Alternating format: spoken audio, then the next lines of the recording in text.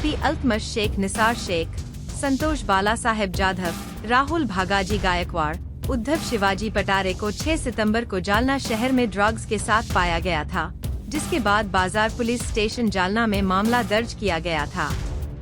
7 सितंबर को उक्त अपराध की जांच स्थानीय अपराध शाखा को सौंपी गई और गिरफ्तार आरोपी से पूछताछ के दौरान पता चला कि उसने अकोला के आरोपी सागर गुणवंतराव अठावले के माध्यम से उक्त माल की मांग की थी, इसलिए पुलिस ने उसे हिरासत में भी लिया।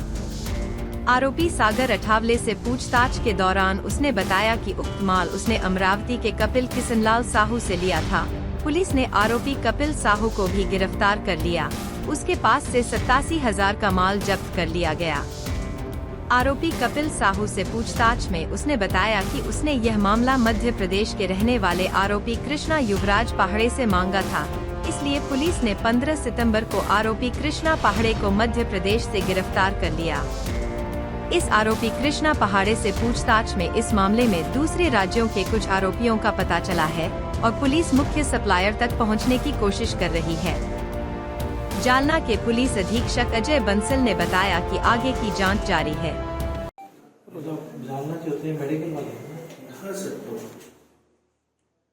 सब जालना क्राइम ब्रांच ने अवैध ड्रग प्रकरणात, औषधी प्रकरणात कारवाई केली आहे। किती आरोपींना अटक केली, किती मुद्देमाल जप्त करण्यात आला?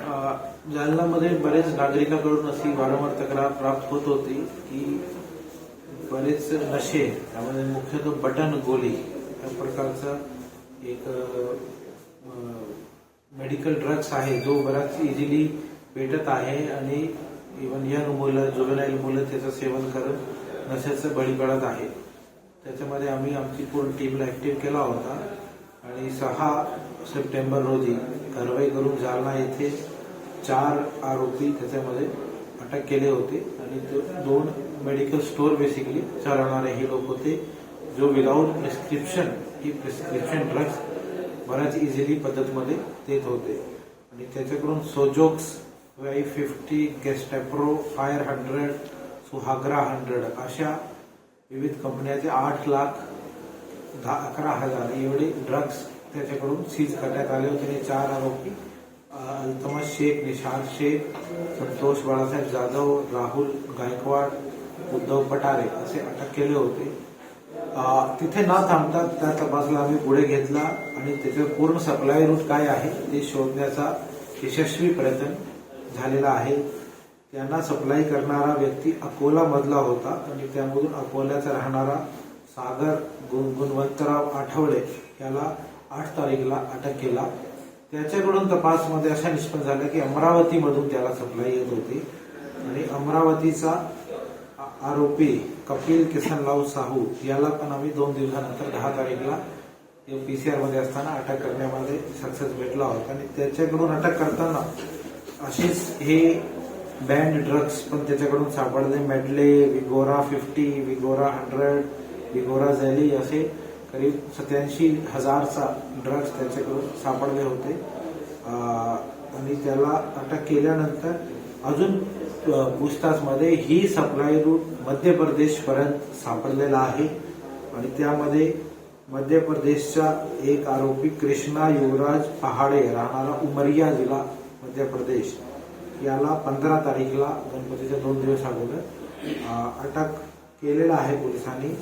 त्याच्याकडून अजून आमची तपास सुरू आहे आणि त्यामध्ये इतर राज्यामधले पण काही नेटवर्क आणि आरोपी निष्पन्न झालेले आहे। त्यातून परत आमचा वर्कआउट सुरू आहे आणि जोपर्यंत आम्ही मॅन्युफॅक्चरिंग कंपनीपर्यंत पोहोचत नाही ही आमचा तपास असा सुरू राहणार आहे।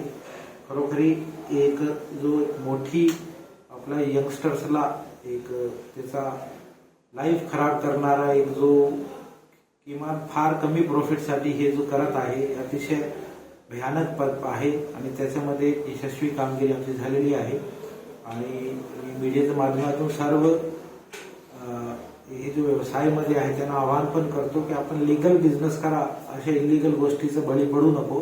एकदा पोलिसांची कारवाई नंतर त्याच्यामध्ये जो काही प्रॉफिट कमवलेला असतो त्याच्यापेक्षा जास्त त्रास बरेच दिवस याच्यामध्ये इझिली बेल पण होणार नाही। कॉन्ट्रास्ट हे बँड सबस्टन्स असल्यामुळे जास्त त्रास तुम्हाला आणि तुमच्या कुटुंबाला होतो आणि जो मुलं आहेत त्याच्या तर पूर्ण एकदा ते आधी झाले ड्रग्सचे की ते फार त्यांचा जीवनवर परिणाम होतो.